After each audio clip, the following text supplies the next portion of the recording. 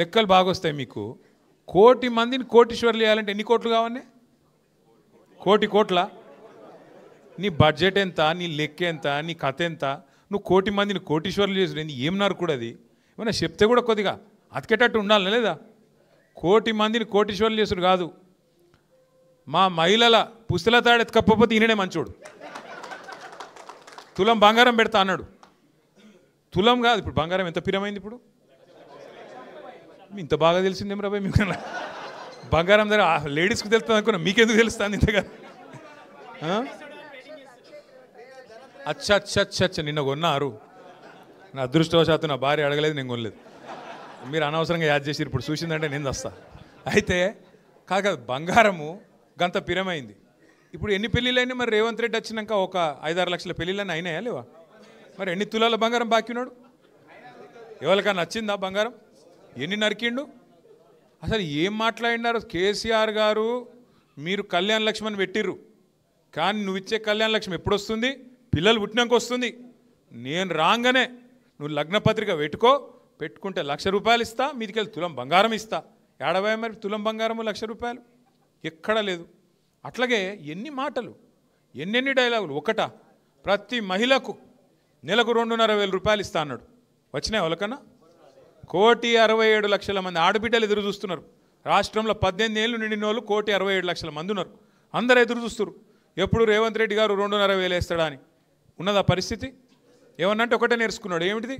కేసీఆర్ మొత్తం అప్లపాలు చేసిపోయిండు, నేను లంకె బిందెలు ఉంటాయి అనుకొని వచ్చిన లేవిడా. ఎవడు అడుగుతాడు బాయ్? లంకె బిందెల కోసం ఎవరు తిరుగుతారు?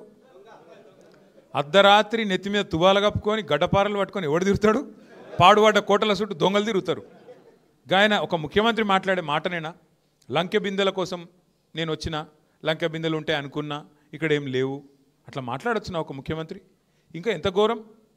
ఎవరన్నా ఎంతుంటుందంటే, ఇప్పుడు నేను అనుకో ఒక్క నిమిషం, మా లక్ష్మారెడ్డి గారి దగ్గర నేను అప్పు తీసుకున్నాను అనుకో, మా ఎమ్మెల్యే సాబ్ దగ్గర. అన్న లచ్చన్న నాకు ఇట్లా అర్జెంటుగా పైసలు అవసరం పడ్డది, ఎలక్షన్ కొట్లాడేది ఉంది, ఓ 10 లక్షలు పంపించంటే నాకు పంపించిండు. నేను కొట్లాడినా, సరే నేను ఓడిపోయినా అనుకో.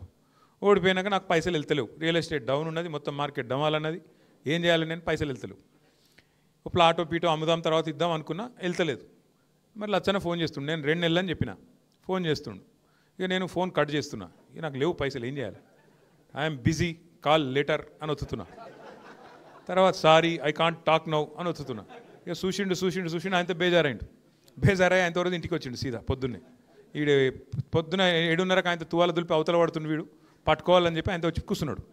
నిజంగా నేను నిజాయితీ గల్లోనంటే ఏం చెప్తాను నేను? అన్న దండం పెడతాను, ఏమనుకోకే, జర వెళ్తలేవు పైసలు, రియల్ ఎస్టేట్ బాగాలేదు, రేవంత్ రెడ్డి వచ్చినాక నాశనమైంది, జర్రా ఇంకొక 2 నెలలు టైం ఇవ్వు, మితితో కడతా, ఏమనుకో, కావాలంటే నిన్న రూపాయి మితి ఇచ్చినప్పుడు ₹2 పెంచు, కానీ ఇస్తా అని బతిలాడుకుంటాం, అంతేనా? నిజాయితీ గల్లోడైతే గట్లుంటుంది కథ. రేవంత్ రెడ్డిని కూడా ప్రజలు ఏమడుగుతుర్రు, ఉద్యోగులు ఏమడుగుతున్నారు? మా డిఏలు ఏంది, మా పిఆర్సీ ఏందని అడుగుతున్నారు. మహిళలు ఏమడుగుతున్నారు? 2,500 ఎప్పుడు ఇస్తామని అడుగుతున్నారు. మనమేం అడుగుతున్నాం? ప్రతిపక్షం కాబట్టి 6 గ్యారంటీ లాంటివి, 100 రోజులు లాంటివి ఏమైందిరా నాయన, 750 రోజులు అయిపోయా, ఏమైంది అని అడుగుతున్నాం. రేవంత్ రెడ్డి ఏమంటుండు? ఏం చేస్తారు బా, మీరు నన్ను కోసుక తింటారా?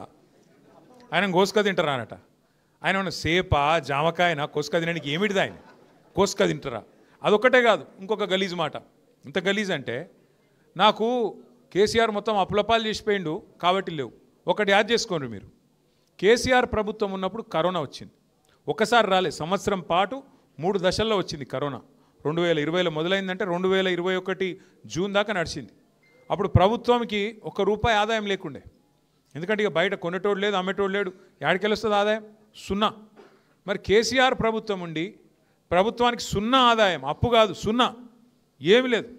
ఆ రోజు రైతు బంధు ఆగిందా? కళ్యాణ లక్ష్మి ఆగిందా? ముసలోళ్ళ పెన్షన్లు ఆగినాయా? కేసీఆర్ కిట్లు ఆగినాయా? బతుకమ్మ సీరియల్ ఆగినాయా? మరి రూపాయి ఆదాయం లేకుండా కేసీఆర్ ఏమో అన్నిస్తాడు, నీకేమో వడ్డిచ్చిన పల్లెం లెక్క, వడ్డిచ్చిన ఇస్తారు లెక్క మంచిగా పెట్టి, కట్టిన ఇల్లు పెట్టిన పోయి అన్నట్టు మంచిగా అపైపోతే, నీకేమో ఏ చేతకాక కేసీఆర్ అప్లపాలు చేసిపోయిందని మాట్లాడతావు. అక్కడ కావాల్సింది ముఖ్యమంత్రికి, నడిపెట్టోనికి కండ కాదు, గుండె ఉండాలి.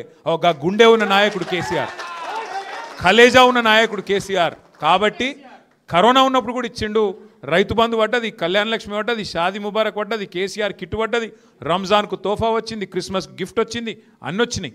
ఇవాళ ఏం వస్తలేవు. కేసీఆర్ కిట్ బంధు, బతుకమ్మ చీర బంధు, రంజాన్ తోఫా బంధు, క్రిస్మస్ గిఫ్ట్ బంధు, రైతు బంధు కట్టు, అన్ని కట్టు. మరి ఏడవైనాయి పైసలు, ఏడబోతున్నాయి. ఇన్ని లక్షల కోట్లు అప్పు చేస్తున్నావు. నెలకు 10,000 కోట్లు అప్పు చేస్తుండు రేవంత్ రెడ్డి. ఇప్పుడు 23 నెలలే 2,30,000 కోట్లు అప్పు చేసిండు. ఏడబోతున్నాయి మరి పైసలన్నీ. కుర్చీ కాపాడుకునేందుకు ఢిల్లీకి మూటలు పంపుట్లో బిజీగా ఉన్నాడు. ఇది వాస్తవం. మళ్ళీ మనం గట్టిగా అడిగినాం అనుకో, ఏయ్ నీ గుడ్లు వీకి గోటీలాడతా, పేగులు తీసి మెడలు వేసుకుంటా. ఏమన్నా బోటి కొట్టేటోడు మాట్లాడే మాటలు, పేగులు మెడలు వేసుకుంటేంది ముఖ్యమంత్రి నాకు అర్థం కాదు. అంటే ఇంత గలీజు, ఇంకా గలీజు. బాధ ఎక్కడ అనిపిస్తుంది అంటే, ఒక దిక్కేమో ఇవాళ ప్రజల ఆస్తి కరిగిపోతున్నది రాష్ట్ర వ్యాప్తంగా. సిరిసిల్ల కానీ, సిద్దిపేట కానీ, రంగారెడ్డి కానీ, అలంపూర్ కానీ, ఆదిలాబాద్ కానీ, గద్వాల కానీ, యాడ కానీ మొత్తం భూముల ధరలు పడిపోయినాయి. భూముల ధరలు పడిపోయినాయి అంటే వేరే ఉద్దేశం కాదు, రియల్ ఎస్టేట్ అని కాదు. ఒక మనిషికి ఒక ధీమా భూమి అంటే, నా భూమి ఉన్నది, నాకు 1000 గదాలు ఉంది భయ్ హైదరాబాద్లో, ఏమైనా సరే చూసుకుంటా అనే ఒక ధీమా ఉంటుంది. ఇలా దాని విలువ అట్లా హారతి కర్పూరం లెక్క కరిగిపోతుంటే ఆ ధీమా ఉంటుంది ఆ మనిషికి. బ్యాంకులో తాకట్టు పెడితే పైసలు వస్తాయి.